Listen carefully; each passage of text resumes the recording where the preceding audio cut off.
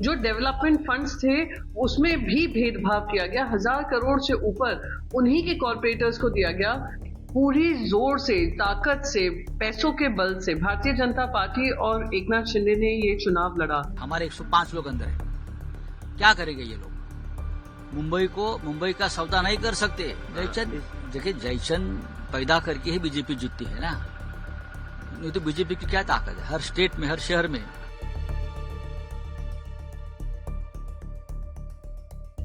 मुंबई और महाराष्ट्र में ये जो रिजल्ट आया है उसका हम पूरा सम्मान करते हैं। जो लोग विजयी हुए हैं उनको मैं बधाई देना चाहूंगी। साथ ही साथ ये भी याद दिलाना चाहूंगी कि पूरी जोर से, ताकत से, पैसों के बल से भारतीय जनता पार्टी और एकनाथ शिंदे ने ये चुनाव लड़ा। शुरुआती चुनाव में ये कहा जा रहा था कि शिवसेना उद्धव बाला साहेब ठाकरे जी को ध्वस्त करेंगे, उनको जिता नहीं पाएंगे, 20 सीट से ज्यादा नहीं आएंगी, सब कुछ कहा गया।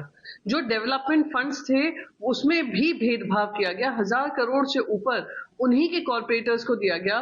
45 से ज्यादा हमारे 54, इनफैक्ट 45 से ही 54 हमारे कॉर्पोरेटर्स थे जो शिंदे सेना में चले गए और भारतीय जनता पार्टी में चले गए। इन सबको एक तरफ रखते हुए हमने जो लड़ाई दी है, और वो लड़ाई में मुंबई की जनता ने हमारा साथ दिया है, हमें मजबूत किया है। भले ही हम विपक्ष में रहेंगे पर मुंबई के हित की बात, मुंबई की के मुद्दों की बात, मुंबई के हक की बात लगातार रखते रहेंगे।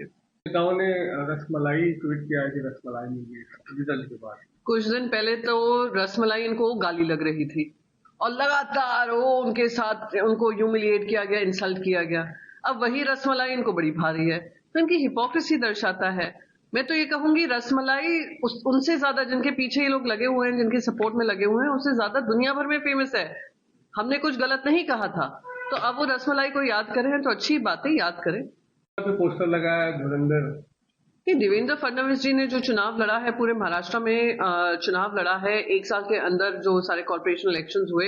हाँ, हम ये कह सकते हैं कि कॉर्पोरेशन इलेक्शन सुप्रीम कोर्ट के दबाव की वजह से हुए। ये लगातार उसको पुश करने की कोशिश करते, पोस्टपोन करने की कोशिश कर रहे थे।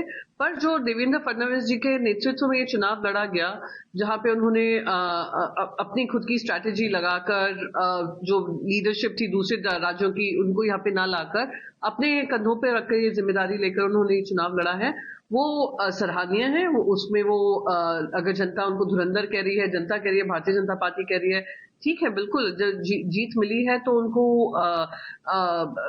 बधाई के पात्र भी बनते हैं। पर साथ ही साथ मैं ये भी कहूंगी कि जीत मिली है, जीत उस जिम्मेदारी से मिली है कि जो जो वादे आपने महाराष्ट्र की जनता को किए हैं, मुंबई की जनता को दिए हैं, उस पर आप खरे उतरेंगे और किसी तरीके से जनता में ना भेदभाव हो, विकास में ना भेदभाव हो, और महाराष्ट्र की प्रगति में भी ना किसी तरीके का भेदभाव हो। यही कार्यकर्ता का उत्साह होता है।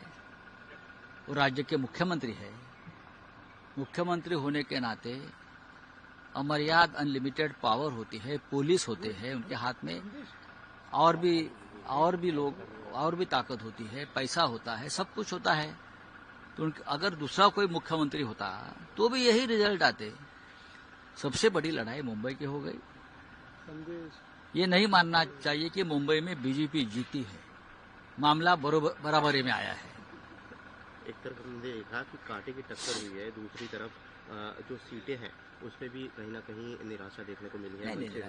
नहीं, मनसे को थोड़ी सीटें कम हुई, ज्यादा 15 तक मिलनी चाहिए थी लगता है मुझे। हमारे 10 से 12-15 सीटें बहुत कम मार्जिन से हार गए, लेकिन महापालिका के सदन में, कॉर्पोरेशन के सदन में, बीएमसी के सदन में अपोजिशन की ताकत सत्ताधारी के बराबरी में है। हमारे 105 लोग अंदर है, क्या करेंगे ये लोग?